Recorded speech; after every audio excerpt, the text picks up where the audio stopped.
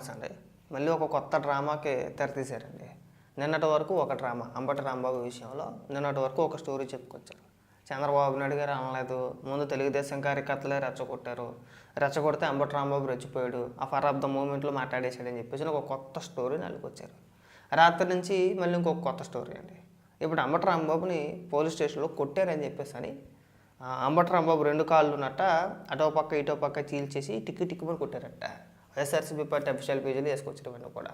ఇప్పుడు నిన్న రిమాండ్ విధించిన తర్వాత ఈ స్టోరీ నెలకొచ్చారన్నమాట. ఏమని రాశారో ఒకసారి చదివినిపిస్తాను చూడండి. నన్ను శారీరకంగా పోలీసులు ఇబ్బంది పెట్టారని న్యాయమూర్తి ముందు ఆవేదన వ్యక్తం చేసిన అంబటి రాంబాబు ఏడ్చాడని చెప్పబోయారా. అర్ధరాత్రి 2:30 గంటలకు పోలీసులు సెల్లోంచి బయటికి తీసుకువచ్చారు. నల్లపాడు సీఐ వంశీతో పాటు మరో 2 సీఐలను వేధించారు. నా 2 కాళ్ళు వెడల్పుగా చేసి నన్ను ఇబ్బంది పెట్టారు. నాకు కాళ్ళు నొప్పులు వచ్చాయి. మేము చేసే పని తప్పని మాకు తెలిసని సీఐ నాకు చెప్పారు. కానీ పైనుంచి మాకు ఒత్తిడి ఉంది, అందుకే ఇలా చేయాల్సి వచ్చిందని సీఐ వంశీ చెప్పారు. స్టేషన్లో నన్ను ఎవరిని కలవనవ్వలేదు, నాపై దాడి చేస్తే నేను కంప్లైంట్ ఇస్తే తీసుకోలేదు అని న్యాయమూర్తి ముందు ఏడుస్తూ ఆవేదన వ్యక్తం చేసిన అంబటి రాంబాబు.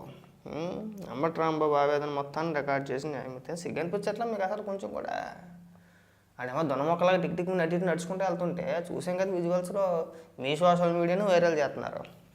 నిన్న ఉదయం అరెస్ట్ చేసేటప్పుడు ఎలా ఉన్నాడో ఇవాళ కూడా అలాగే ఉన్నాడని చెప్పేసి అని నీ రెడ్ బుక్కి కుక్క కూడా భయపడతానని డైలాగ్ పెట్టి అంబటి రాంబాబు నడుచుకుంటూ వెళ్ళే వీడియోలు ఇవాళ పొద్దున్న నుంచి ఇందాక నుంచి కూడా వైరల్ చేస్తూ ఉంటే అంబటి రాంబాబుని తొల్లమజ్జను కొట్టేశాడండి టిక్కుమని నిప్పు తట్టుకోలేక బోరుని ఏడ్చేసాడండి.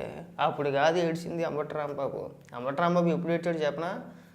ఆ కోర్టు ప్రాంగణంలో పొన్నవోలు సుధాకర్ రెడ్డిని చూసినప్పుడు ఏడ్చేసి ఉంటాడు. రిమాండ్ పక్కరా బాబు వచ్చేసేటి ఇది, అసలు అందులో సందేహం లేదు. పొన్నవోలు సుధాకర్ని చూడగానే అంబటి రాంబాబు గుండెకాయ కిందకి జారిపోయి ఉంటాడు టిక్కుమని. నిజంగా అప్పటి వరకు ఎంతో కొంత నమ్మకం ఉండిద్ది, బెయిల్ వచ్చిద్దిలే. మేము కూడా అనుకున్నాం అంబటి రాంబాబుకి బెయిల్ వచ్చిద్దని అనుకున్నాం మేము. కానీ విచిత్రం ఏంటంటే పొన్నవోలు సుధాకర్ రెడ్డి అనగానే మేము కన్ఫర్మ్ అయిపోయాం. అంబటి రాంబాబుకి తెలియదు కదా, మన తరపున వాదించే లాయర్ పొన్నవోలు సుధాకర్ రెడ్డి అని చెప్పేసి అంబటి రాంబాబుకి తెలియదు కదా. ఆ కోర్టు ప్రాంగణంలో పొన్నవోలు సుధాకర్ రెడ్డిని చూడగానే ఏడ్చేసాడు అంబటి రాంబాబు. ఎలా చెప్పాలి? అప్పుడు భావోద్వేగానికి లోన్ అయ్యాడు.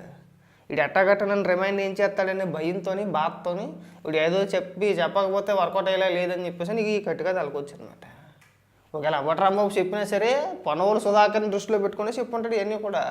ఎందుకంటే పొన్నవోలు సుధాకర్ రెడ్డి వాదించిన ఏ కేసు కూడా బెయిల్ వచ్చిన సందర్భాలు లేవు, అన్నీ రిమాండ్లే.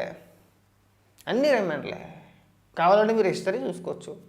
పేరు కూడా ఉంది, రిమాండ్ సింహం అని చెప్పేసి పేరు కూడా ఉంది.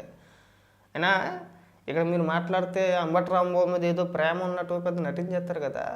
Last time Karumuri Venkatareddy arrest అయినప్పుడు ఆ కేసుని ఎవరు వాదించారు? పొన్నవోలు సుధాకర్ రెడ్డి కాదు. పొన్నవోలు సుధాకర్ రెడ్డి అక్కడ ఉన్నా సరే కేసు వాదించింది రజనీ గారు ఎవరో ఉన్నారు అడ్వకేట్, ఆవిడ వాదించారు. మరి అంబటి రాంబాబుకి పొన్నవోలు సుధాకర్ ఎందుకు పెట్టారంటే అంతకంటే మంచి అడ్వకేట్లు లేరా, మంచి లాయర్లు లేరా? ఎందుకు కావాలని చెప్పేసి అంబటి రాంబాబు రిమాండ్ విధించితే చక్కగా పొన్నవోలు సుధాకర్ అలాగే అడవులుగా వాదిస్తాడు. కాబట్టి 2 మాటలు మాట్లాడితే 3వ మాట జడ్జి గారు మాట్లాడినవారు పొన్నవోలు సుధాకర్ రెడ్డిని చాలు బాబు ఆపే అని చెప్పేసి అంటారు ముందే. జడ్జిని రిమాండ్ కేసు అయితే చక్కగా మనం ఇక్కడ కాపులు హింసించేస్తున్నారు, ఇంకో రకంగా చేస్తున్నారని చెప్పేసి డ్రామాలు ఆడొచ్చాను కదా. పైగా ఇక్కడికి వచ్చి తొల్లమజ్జను టిక్కుమని కొట్టారని మాట్లాడతారా? తొల్లమజ్జను కొట్టేశారు అంబటి రాంబాబుని. తొల్లమజ్జను కట్టయితే చెంగుమని లేడి పిల్లలు నడుచుకుంటూ వెళ్ళిపోతున్నాడా? సిగ్గనిపించట్లేదు అసలు. మీ రాజకీయానికి అంటే మీరు ఏ స్థాయికి దిగజారిపోయారంటే ఆ స్థాయికి దిగజారిపోయారు. స్టేషన్లో కొట్టేశారు. ఇంక ఏది మాజీ మంత్రి అయ్యింది కూడా అందులో. ఇంక ఈ తప్పుడు ప్రచారాలు ఆపేయండి. చక్కగా ఉన్నాడు, బ్రహ్మాండంగా వెళ్తున్నాడు, ఇబ్బంది పెట్టింది ఏమీ లేదు. చివరికి ఆ తల కూడా ఎలా ఉన్న తల అలాగే ఉంది, అప్పుడు అర్థం చేసుకోవచ్చు. కొడితే అలా ఉంటాడా మనిషి, నడుచుకుంటే వెళ్తాడా? ఇంకెక్కడా ప్లేస్ లేనట్ట 2 కాళ్ళు సాపేసి టిక్కుమని కొట్టేశారట. సిగ్గనిపించట్లా చెప్పడానికి కూడా. అంబటి రాంబాబు ఏదో బెయిల్ కోసం ఏదో ప్రయత్నించి చెప్పుకున్నాడు అనుకో, మీరు రాయడానికన్నా సిగ్గనిపించట్లా. సాక్షిలో ఏకంగా ఇదే స్టోరీని 4-5 వీడియోల కింద అప్లోడ్ చేసాడు. ఒకసారి కాదు, ఒకసారి మీకు చూపిస్తాం చూడండి సాక్షిలో ఎంత దారుణంగా చేశారంటే. అంబటి రాంబాబు పరుగు తీసేసినట్టు కదా, కాళ్ళ మోచన కూడా తేడా తట్టుకుంటాడా? పైగా సాపేసి అటు ఇటు సాపేసట.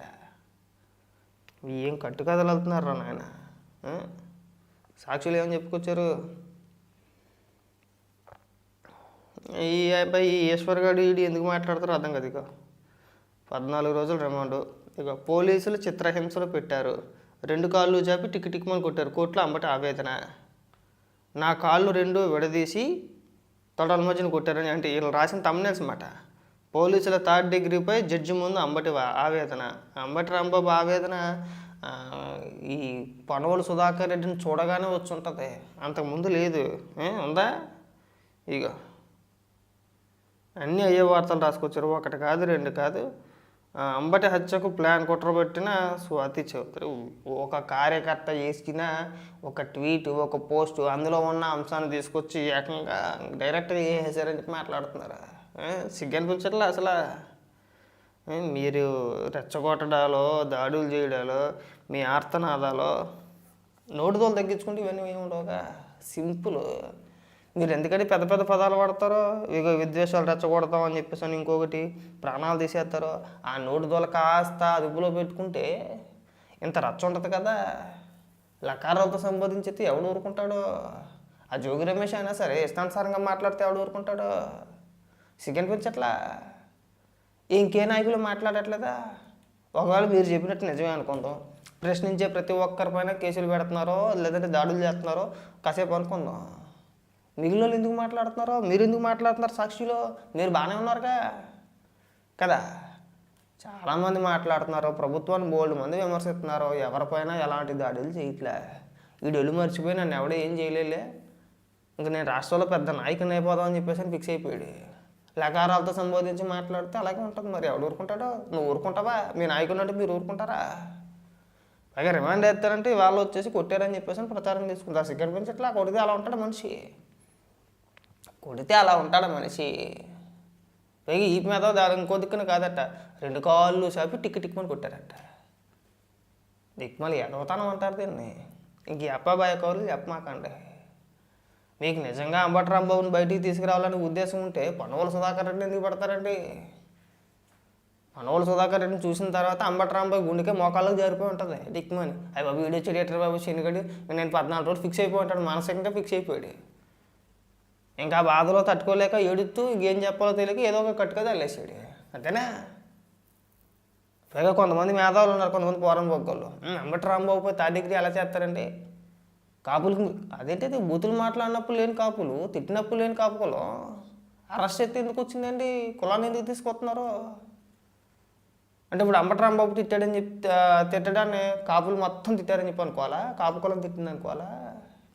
ఏం పీత లాజిక్లు వాడతారో, ఏం బుర్రలేని లాజిక్లు వాడతారో, మీరు ఎందుకు మాట్లాడతారో, ఏం మాట్లాడతారో ఒక క్లారిటీ ఉండదు. అదుపులో ఉండాలి. మన నోరు మంచిదైతే ఊరు మంచిదవుద్ది.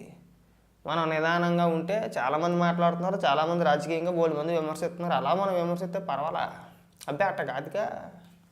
వెనకాల 10 మంది ఉండగానే మనల్ని మనం మర్చిపోతాం. మన వయసు మనకు తెలియదు. లకారాలతో సంబోధించి 2 గింట్రా అంటే వస్తారు. ఇది ఒక్కడికే వచ్చేది రౌడీయిజమో లేదంటే మాట్లాడడం, మిగతా వాళ్ళు ఎవరికి రాదా? ఇవాళ మళ్ళీ ఏడడం, నా బంగసాబ కొట్టేసేటంటే సిగ్గుపడి ఎక్కడైనా కానీ. ఇలాంటి మాటలు రిపీట్ అవ్వకుండా, మీ పార్టీ నాయకులకి ఆదేశాలు ఇవ్వకుండా ఇక్కడికి వచ్చి పైగా ఏడుపులు ఎడుతారా? అంబటి రాంబాబుని కొట్టారని ఇంకోటని చెప్పేసి సిగ్గనిపించట్లా. ముందు ఒక ఆదేశాలు జారీ చేయండి. ఎవడొక్కడ బూతులు మాట్లాడొద్దు, రాజకీయమైన విమర్శలు చేయండి. ఆ తర్వాత మన ఇష్టం. మీరు రాజకీయంగా విమర్శ అయితే ఎవడ మిమ్మల్ని ముట్టుకునేది ఏముండదు, ఎవడేం టచ్ చేసేది ఉండదు. లేదంటే మేము బూతులేం మాట్లాడుతున్నామంటే ఇప్పుడే కదా స్టార్ట్ చేశారు, చెక్కడం చెక్కుతారు. ఎవడ మాట అన్నా చెక్కుతాడు. అంబటి రాంబాబు ఇష్యూ జరగగానే జోగి రమేష్ గారు మొదలెట్టేసాడు అమ్మట. ఇక్కడ ఆడు ఎదవలని ఇంకోటని మాట్లాడుతూ ఊరుకుంటారా? అంటే మీరు అధికారంలో ఉన్నప్పుడు బూతులు మాట్లాడేసి అధికారంలో లేనప్పుడు బూతులు మాట్లాడితే ఇక్కడ చూస్తా ఊరుకుంటారా అండి? ఆ రోజు మీరు అధికారంలో ఉన్నారు కాబట్టి, వ్యవస్థలన్నీ మీ చేతిలో ఉన్నాయి కాబట్టి ఈ ఎదవలు అంతేలే అలాగే మాట్లాడుతున్నారని చెప్పి వదిలేశారు. ఇప్పుడు కూడా మాట్లాడితే చేతకాని వాళ్ళని తీసుకోరండి. తెలుగుదేశం పార్టీలో పైనుంచి కింద వరకు, మంత్రుల నుంచి ఎమ్మెల్యేల నుంచి కార్యకర్తల వరకు ఎవరైనా సరే అకారణంగా ఏ నాయకుడినైనా ఉద్దేశించి బూతులు మాట్లాడడం మీరు ఎప్పుడైనా విన్నారా? మంత్రులు లేరా అండి? నిమ్మల రామారెడ్డి గారు లేరా? ఆయన కాపు కాదా? ఆయన ఏ రోజైనా ఎప్పుడైనా పరుశుభద్రతతో ఒక్క మాట ఎవరైనా అంటారా? విన్నారు పోనీ అలాగా? ఎంతమంది లేరండి. అలాంటిది ఇక్కడికి వచ్చి మీరు ఇష్టానుసారంగా మాట్లాడేసి మేము వాళ్ళు ఏమో అనకూడదండి అంటే ఎట్ట కుదురుతుంది? మన నోరు అదుపులో ఉంటే అన్నీ ప్రమాణంగా ఉంటాయి. ఎక్కడైనా సరే సిగ్గుపడండి, సిగ్గుపడితే బాగుంటుంది. మీ నాయకులు కంట్రోల్లో పెట్టుకోకుండా మీ ఇష్టానుసారంగా బూతులు మాట్లాడేస్తామంటే చెప్పులు ఎలాగైతే తెగిపోతాయి. అది గుర్తుపెట్టుకుంటే బాగుంటుంది.